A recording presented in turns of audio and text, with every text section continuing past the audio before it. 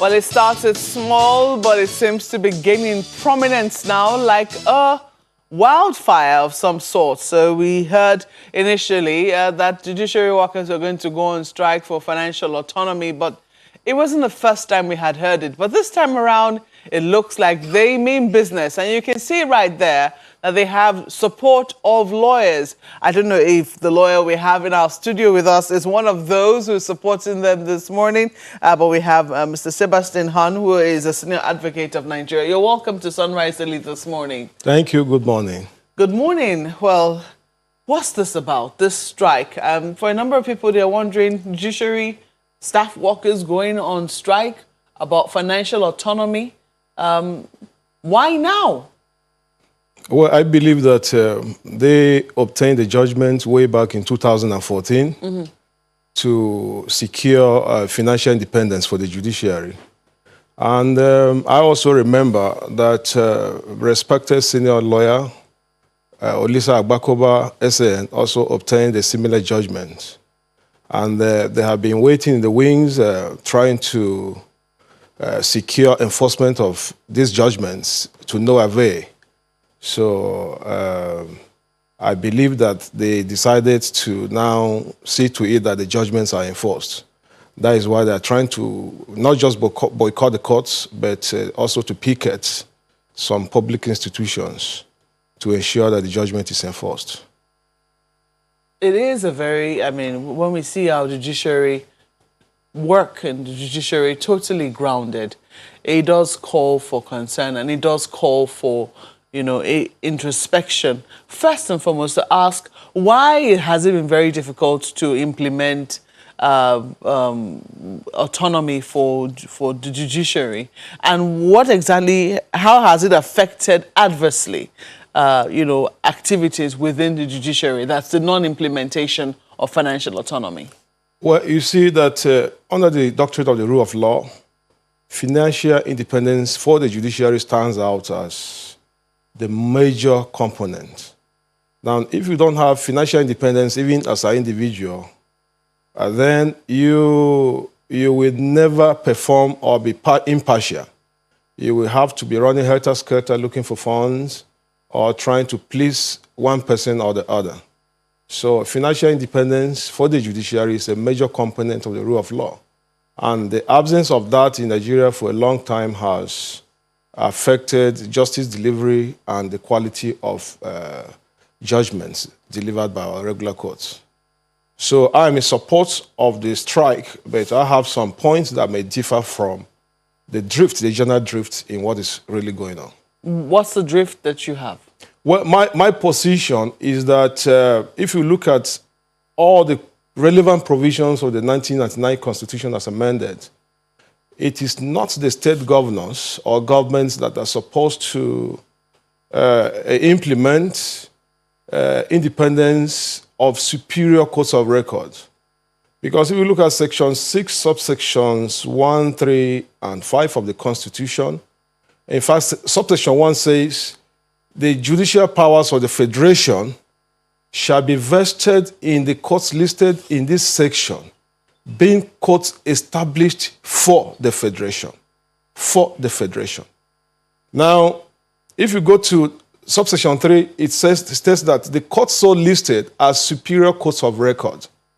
Now, if you also go to subsection 5, the courts are now listed, starting from the Supreme Court to the Court of Appeal, to the Federal High Court, to the National Industrial Court, to the State FCT High Court, to the State High Courts, Sharia Courts of Appeal, Customary Courts of Appeal. So these are courts established for the Federation. Now, that is the beginning point. And if you also look at the provisions relating to control over public funds, namely sections 80 to 89 of the Constitution, you will discover that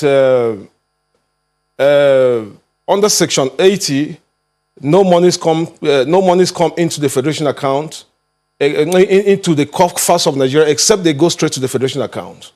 And then under Section 81, subsection 1, the President presents and lays before the National Assembly budgetary estimates, being expenditure, both capital and recurrent, to be spent for that year.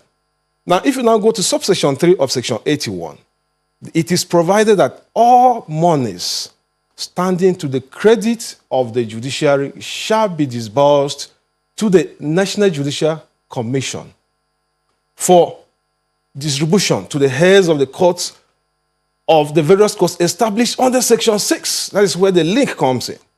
Now, if you go back to section 6 as a recap, you will now discover that state high courts are there, Sharia courts of appeal are there, customary courts of appeal are there. And therefore, if we are talking of the Consolidated Revenue Fund of the Federation, state governors have no power over that one. And there is also no provision in the Constitution, the entire Constitution, that says that state governors must ensure compliance, judicial independence for superior courts of record. I have just pointed that one that has to do with the federal government. Now, further, if you go to section 162, subsection 9 of the Constitution, you will discover that a similar provision was replicated by the framers of the Constitution. But the Supreme Court, in its own wisdom, in the case of Attorney General of Abia State against Attorney General of the Federation, which was the resource control suit, if we rekindle our memories, decided in 2002 that that section is superfluous, having regard to section 83, subsection 3, because it is a replication of that earlier section word for word. But the only difference in that later provision was that he said all money standing to the credit of the judiciary in the federation account should be disbursed through the NJC to the heads of the various courts. That's section 121.3. No, I'm coming to section 121.3. I'm progressing and coming there. Okay. Yes. So the Supreme Court said that no, there can't be any first-line charge on money standing in the federation account. There can only be first-line charge on money standing in the Consolidated Fund, Revenue Fund of the Federation. So that section was rendered nebulous or superfluous by the Supreme Court. Nevertheless, the Supreme Court affirmed the provisions of section 83, subsection 3. Now, to your question, there's so much frenzy about section 121, subsection 3 of the Fourth Alteration Act, which came into force in 2018. It was actually enacted in 2017, but the president signed it in 2018. So it came into force in 2018. That section has not detracted from what has been in the Constitution. What has been in the Constitution, if you look at the original section 121, is that the A and B being separated in the new section, now were joined together for the judiciary and the State House of Assembly. So, but mind you, the words used in that, even in that section 121 sub 3 of the now altered section 121, that's a new section. Amended. Yes, the amended is semantic. It's a matter of semantics. If you look at that one, it makes reference to the Consolidated Revenue Fund of the states. So now, let me explain. Looking at the Constitution under Chapter 5, Chapter 5 deals with the executive. Part 1 deals with the federal executive. No, that is the legislature. Yes. Part A deals with the National Assembly. Part B deals with the State Houses of Assembly. Now, if you look at sections 80 to 89 of the Constitution, that is where you will see the powers of the National Assembly over public funds. If you look at sections 121 to 129 of the same Constitution, you will now see the powers of the State Houses of Assembly over funds from the states.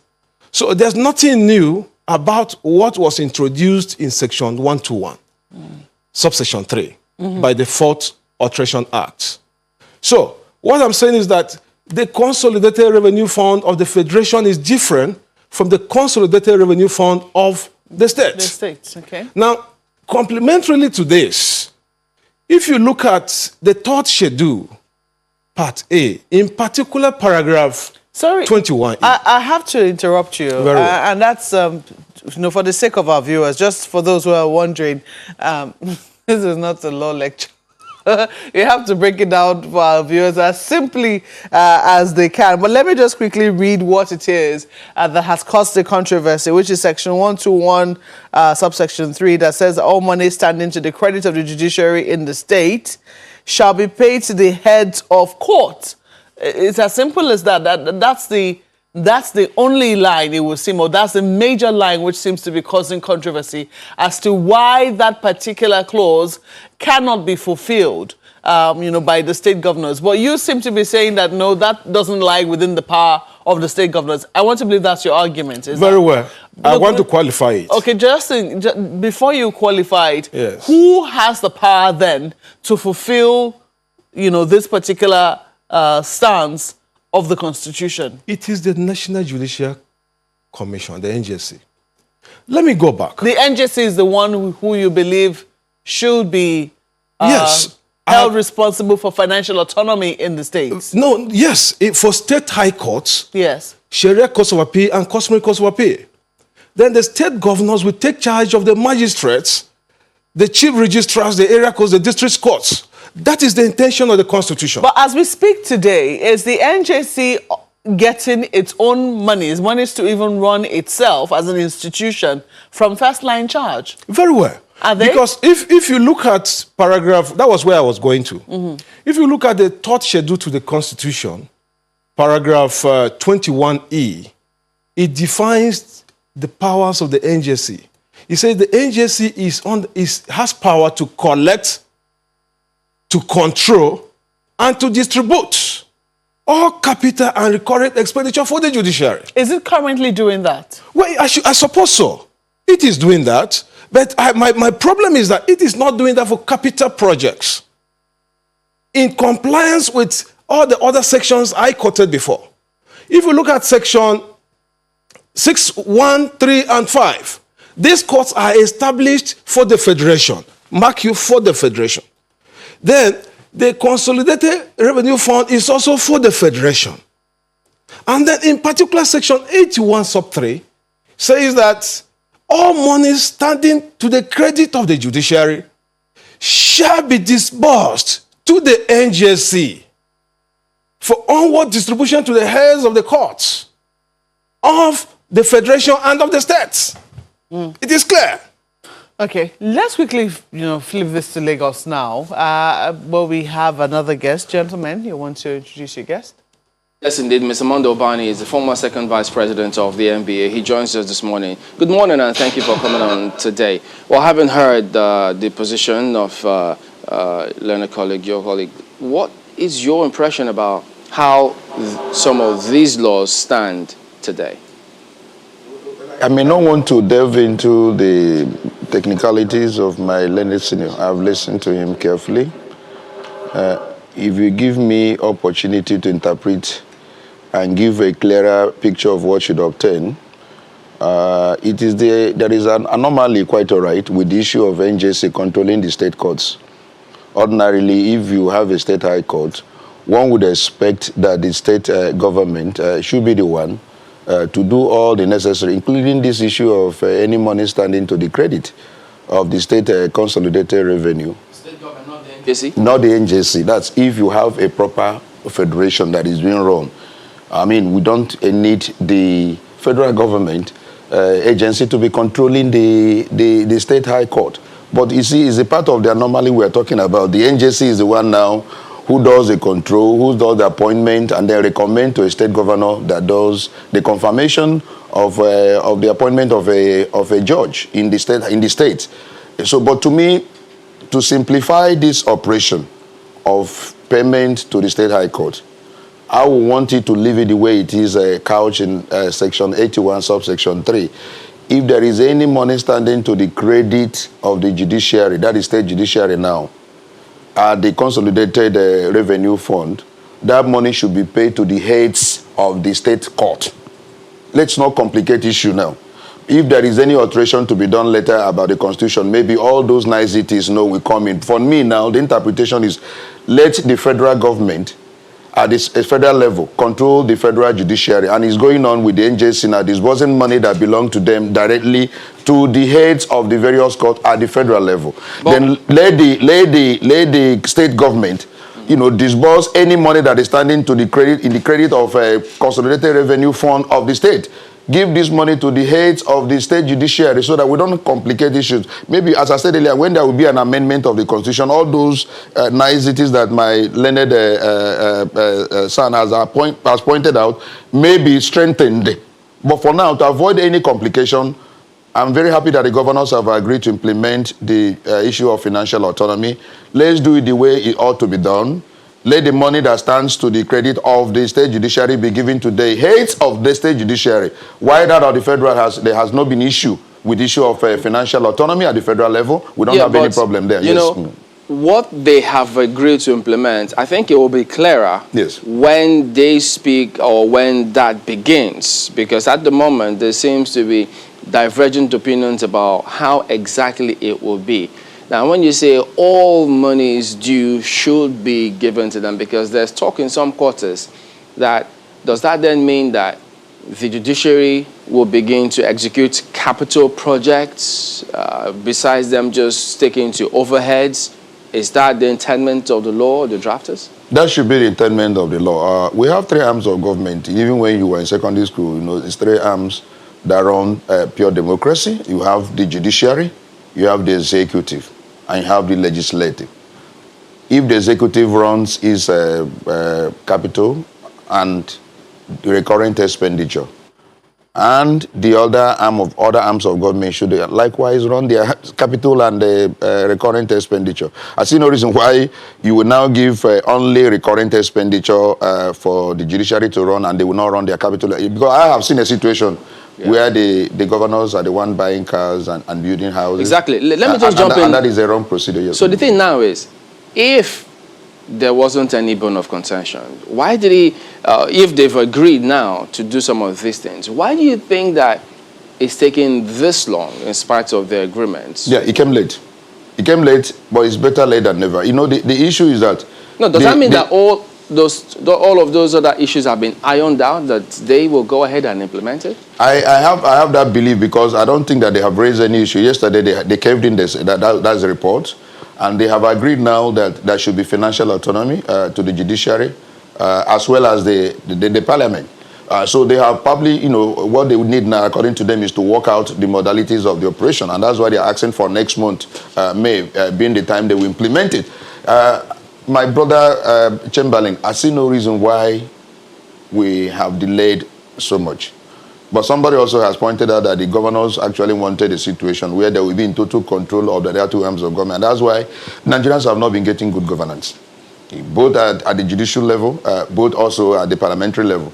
These governors, when they come in, they want to control the State House of Assembly. They determine who becomes the speaker, and fail to give them that particular independence they require in order to checkmate what goes on at the executive level. That has been the decision. But Barney, just one moment. Yes.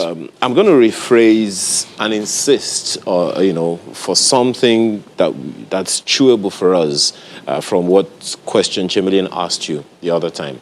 Why has it taken this long for a governor who swore to uphold the Constitution to flagrantly disregard that same Constitution, especially the issues that you have raised? Yes. There is a law, there's a Constitution, there is a judgment, and then there is an executive order. Why has it taken this long? Well, I think it's also important you may bring one of the governors of the state, to your panel and then ask that question directly. But if I may, just infer, I think that they were deriving so much pleasure in the undue control they have exerted over the other two arms of government over time. They were enjoying it. I don't know whether you see the fanfare, the kind of joy and excitement whenever these governors buy cars and build houses for judges, and they will now call the entire press. And they make it look as if, we are doing the judiciary a favor by, buying these cars. This, I have said it here several times, is clearly an aberration. And that issue of controlling the other arms of government is what gives them the kick. You know, they get so excited about it. And that is why, as I said earlier, Nigerians have been denied good governance. And I'm very happy what is actually playing out recently, where JUSUN just woke up and said, enough is enough. We have endured this. Some of us have said it here on television or everywhere that it is important we have a judiciary that is clearly independent and autonomous and have the boldness to dispense justice to all manner of men. But over time, these people have always made these other two arms to be very subservient. So bring them here and ask them why. But it's good now they have caved in and I said, look, we want really to obey the constitution that all of us swore when we were sworn in, to uphold. So it is clearly better late than never. But I tell you this, it was this issue of being in charge of the other two arms that have actually made the governors over time to disobey flagrantly the provisions of the constitution. The statement by the chairman of the NGF saying that there has been no objection from governors to autonomy for the judiciary and legislature, as though saying that we were never against this. So do you hold this as the case for every governor? Was he speaking for himself, or is indeed saying that for all governors in Nigeria there has been no objection? Yeah, the Nigerian politicians, they're very smart, so anytime they are caught red-handed, they use English most times to confuse people.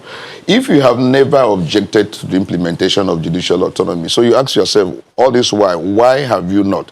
This is not the first time JUSUN has gone on strike.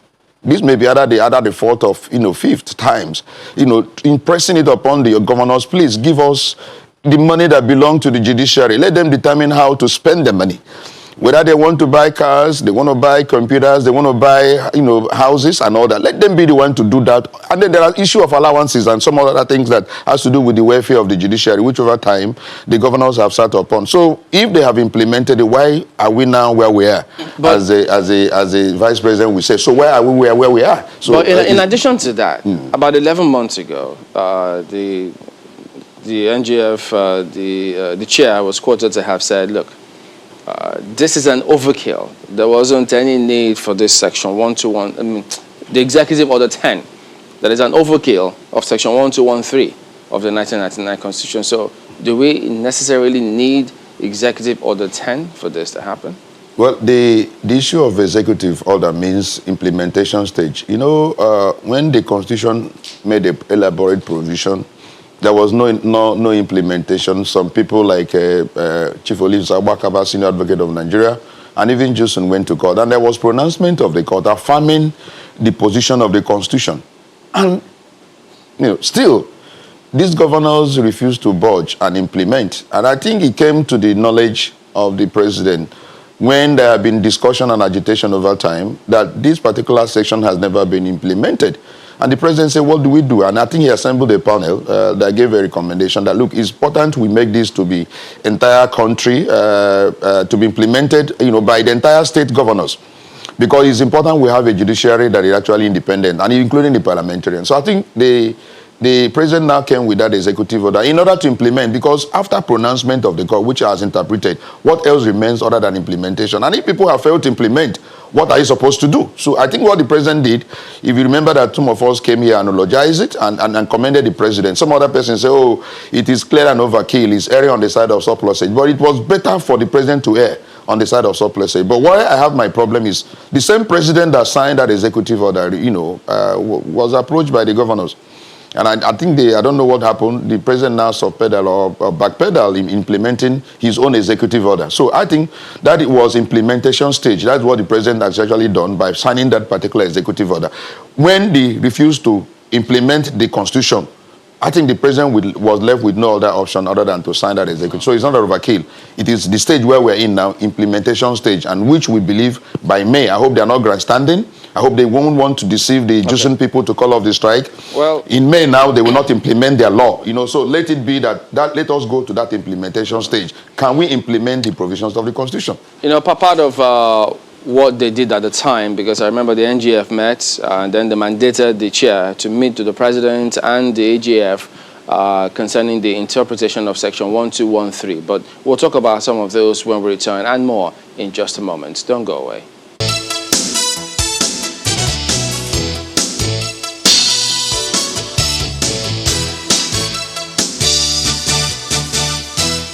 You're welcome back. Well, Mr. Obani, you heard the chair of the NGF. Implementation. That seems to be the issue now. And he says that everybody's speaking on the same page. Is that the sense you get? And what is this thing about implementation, really?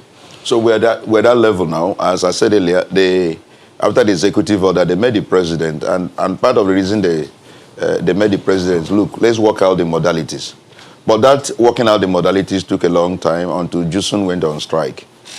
So I'm sure they are fine-tuning the modalities now.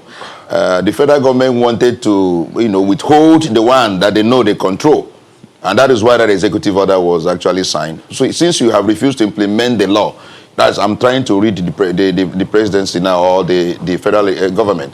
Let's now control the money part of the money we give to you at the federal level in every monthly allocation. Let's withdraw our source, since we have refused to implement the constitution. So they knew the implication. They ran to the president and begged him, oh, hold on, let's work out the modalities. So let me believe that they have been working out the modalities. So we are now at the implementation stage, which is pushed forward now by the strike that JUSUN has actually called on. So 2014 judgment. In 2015, JUSUN actually went on a strike, just to press on that. And then an executive order. And, I mean, you said it. When we saw that executive order, you thought, oh, everything is done and dusted. That's correct. Executive order gives bite. But don't forget that executive order also gives the Attorney General of the Federation, the Accountant General of the Federation, mandates the Accountant General to withdraw or deduct from source if those states fail to ensure autonomy. Yes. It's a year now, and that has not happened. Yes. What do we make of executive order that has not given a bite then? In fact, that's why you also bring probably the presidency here in your panel and ask when, after signing an executive order, what stop it from being implemented? It's so scary. Does an executive order need another execution order? Yes, you don't require any execution order to execute an order you have signed. The president signed that order. But here in this government, we hear about body language. Maybe they were waiting for the body language of the president again to direct the Attorney General, to direct the Accountant General to withdraw a source. No, if I can just add to that. Yes. In part of the statements credited to them after they had met with Malami and the AGF, they said that both parties agreed that some of the modalities were constitutionally flawed. That's it. Autonomy modalities were constitutionally flawed. What does that then mean? I don't understand what they mean, but I think that what they are trying to say, look, the money that should go to judiciary at the state level is money that is standing to the credit the Consolidated Revenue Fund of the state. And what constitutes a Consolidated Revenue Fund of the state may include not only the federal allocation they get monthly, it includes also internally generated revenue, I think. So they are now saying, why don't you wait until we have this complete, and then have a complete sum of money that is standing to the credit of the judiciary at the Consolidated Revenue Fund of the state. That has been the argument. But I also understand the argument of the federal government. Since you have failed to implement the constitutional provision, let us withdraw our source, the one we control, since we are the one that gives you federal government allocation every month. Let's take part of the money that belongs to the judiciary at the federal level to ensure that they have some money in order to operate independently. That is what I understand. But that argument of constitutional violation is what they use to hold the hands of the federal government up to now. But I'm very happy, based upon the statement of Governor Fayemi yesterday, that they will now start to implement that law, by May. And as I said earlier, we are also saying that there should not be any deception whatsoever. After these people may be made to call off the strike, by May we enter into another grammar session, into another meeting and panel setting. No, we will not tolerate that. And that's why the lawyers are totally in support of JUSUN this time around. It's about our profession. It's about our country. It's about we being stakeholders. We must get justice, and justice must be gotten when there is clearly independence on the part of judiciary. It's for everyone, including them who are politicians. They also must enjoy it. Well, many we don't know what we may enter in May. But let me take this to Mr. On, SAN. Some of the observations that they had fall out of that meeting they had some months ago, where they wanted to iron out some issues. They were quoted to have said, for instance, they thought that there are many extraneous clauses in EO 10, some which they think are in conflict with 1999 Constitution. They say, for instance, Section 77A was talking about that executive order made provisions for a presidential implementation committee to ensure compliance. But then Some states already have the appropriation law for the state legislature and the judiciary. So they're wondering, of what essence then is this EO10? Well, you see, I still maintain my standpoint. I may be alone, but I still maintain my standpoint that the president, the executive order, to me, with due respect, all due respect, is unconstitutional in all ramifications. Because we operate a federal system, and the presidency cannot breathe down orders on the governors. As I pointed out earlier, we have monies going to the Consolidated Revenue Fund of the Federation. We also have monies going to the Consolidated Revenue Funds of the states. And let me go back. If you look at the 1960 Constitution, there was nothing like the NJC. 1963 Constitution, there was nothing like the NJC. Surprisingly, even 1979 Constitution, there was nothing like the NJC. The NJC was established under Section 153 of the 1999 Constitution and assigned duties in the third schedule to the Constitution for the first time. So the mischief is that the NJC should administer funds for courts established for the Federation. Now, we keep harping on Section 121, upon which the President based his executive order. Is that the only section talking about, is that the only section of the Constitution talking about enforcement of judiciary independence? That's not the only section. Section 81, subsection 3 says the same thing. Agency, you handle monies meant for the heads of the courts and distribute to them. And there's a link between that section 81, subsection 3 and section 6, which has listed those courts. And of course, those courts people call state courts are not actually state courts. Well, they are federal courts operating at the state level. Just one moment, That is Mr. the Horn. intendment of section 6 of the Constitution. Well, if I can just ask So it a is question. not possible for the president Mr. Horn, just just to one base moment. his judgment on section 121, subsection 3 of the Constitution, which has nothing to do with section 6. Well, Mr. Horn, if you can hear It's me. difficult for us to see that. The If you can hear agency me. is the creation of the 1999 Constitution. And these are the problems the legislature saw. All right, well, Mr. Before Horn, they- just one moment. If you can hear me now, let me just ask a question to follow up on something that you said earlier. Well, it is, I mean, you already said that Executive Order 10 is unnecessary in the light of the Constitution because the president or the federal government does not have the authority to breathe down orders on the governors. And those are your words. But what happens in a situation where the governors themselves are flagrantly disobeying the clear provisions of the Constitution? You see, now let me take it two ways. I will answer you. The presidency is also, by issuing that order, if that is the intention, breaching the Constitution. Because Section 121 has nothing to do with Section 6 that he wants to enforce. Well, Mr. Horn, that is already a given. Just one moment. Just one moment. That's already a given. You have already established that fact. But Executive Order 10 is a product of a disobedience, a previous disobedience. So let's talk about that first one. The governors were not obeying the Constitution as far as autonomy for the judiciary was concerned or is concerned. In that light, Let me clear this until point. I'm now, not against the what governors. necessitated, just I'm a not moment, against what the governors. necessitated that in the first place? And such that the governors had to be compelled by an order of the court or even by an Executive Order 10, which you say is unnecessary, to obey the Constitution they swore to uphold? I am not saying the governors are right in breaching provisions of the Constitution. But I'm saying that if we don't get it right now, we will compel them to start executing. It will not take long before it crumbles. Apart from that, I have always sought this distinction. The Judicial Service Commissions of the states are the bodies concerned with Section 121. That's a demarcation in the Constitution.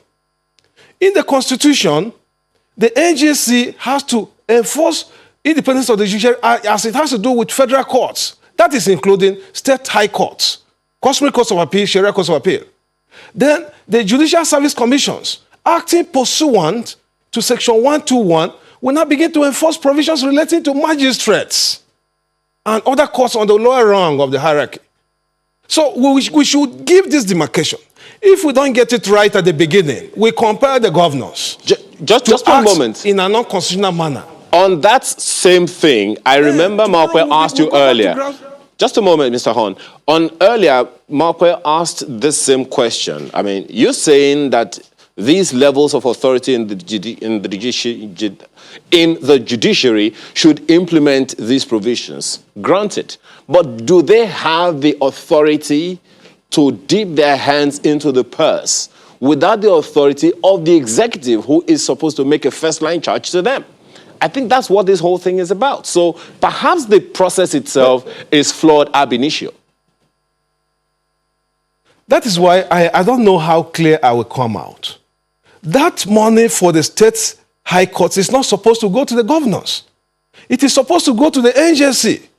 So, but they have been dipping hands from states' budgets over time in breach of the Constitution. I told you that before 1999, there was nothing like the NJC. But now the constitutional framers, in their own wisdom, created the NJC and said that for the federal courts, including those courts they say they are state courts, you have to prepare their budgets, submit to the federal executive, and then they will disburse monies to you. Then you begin to disburse to the heads of those state courts. So, ab initio, since the beginning of the 1999 Constitution, there has been this breach by all parties because the demarcation is there, but nobody has kept to the demarcation. The NJC is supposed to be implementing budgets, both capital and recurrent, of state high courts, Sharia courts of appeal, customary courts of appeal. I maintain that it's written clear and clean in the Constitution. Then the governors will now concentrate on the magistrates. If we get it wrong now, as His Excellency Fagbemi, the chairman of the Governors Forum, has considered that they are going to implement, they are going to work out modalities. Let's see how they work out modalities. But if we force them, we will go back to the former situation, which the framers of the Constitution of 1999 wanted to correct. There's this mischief rule of interpretation that was not existing pre-1999. But from 1999, the framers of the Constitution said, look, the governors have been finding it difficult to meet up. Let us create this. If we look at sections 74 to 78 of the 1979 Constitution, the elaborate provisions in sections 80 to 84 are not there. There's nothing like any money standing to the credit of the judiciary shall be disbursed to the NJC, who will now disburse to the heads of the courts. There's no provision like that. And then, as I said, Section 81, subsection 3, links that to Section 6, which has listed all the courts, including the high courts. So I don't know. If we don't get it right now, we may not get it right or true. And we'll go back to that same foundational issue. So I want everybody to appreciate that these are the clear provisions of the Constitution. So the executive order was with respect based on a wrong premise, if that was the intention. And indeed, that was the intention. So how do we move forward now, especially now that it was seen that the governors have agreed to this implementation, even though you now say that is wrong? How do you want them to, how do you think this can be resolved, given your own, the interpretation you are bringing on board? All right, what I want from my humble opinion, for us to lay a more solid foundation, it can be revisited. Let them contact their attorneys general, whether what ST Horn is wrong. Looking at the Constitution, if they are well advised, I believe that the president himself doesn't want to act in breach of the Constitution. But all parties have been acting in breach for long. So they now demarcate all other courts which are not federal courts according to Section 6. Governors, you take charge. And by my own understanding of the Constitution, starting from the magistrates, the chief registrars is clearly written there, and all other lower courts. Then, for the other superior courts of records, starting from the High Court, Customary Court of Appeal, Sharia Court of Appeal, Supreme Court, National Industrial Court, Federal High Court, the federal government, through the NJC, should budget for their capital and recurring expenditures. And then we move on. I believe that everybody has been singing restructuring. The framers of the 1999 Constitution saw the wisdom in effecting a form of restructuring. I'm a little, even though I am still, wondering how this is going to work. Yes, there are high courts in the states. However, states also have their own high courts. Isn't that correct? No, all these courts are established under Section 6 of the Constitution and under Section 270 of the Constitution. High Court, there shall be established for each state of the Federation a High Court. Section 270. Now, if you now marry that with Section 6, Section 6 of Section 1 says, the following courts shall exercise judicial powers in the Federation, being courts established for the Federation. Now, if you now go to subsection 5, they have now listed the courts, including the High Court. So even though we have state laws establishing high courts, that is done in breach of constitutional covering the field.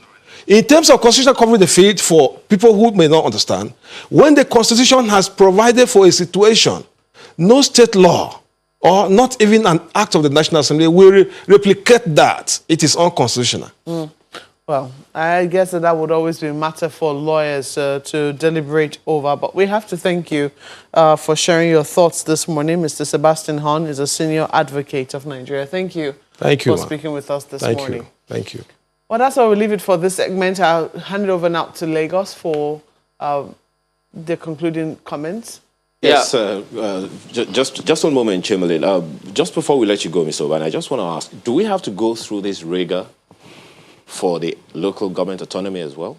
We don't, because it's already provided for in the Constitution that any money that belongs to the local government enters into state joint account, and that money should be given to them.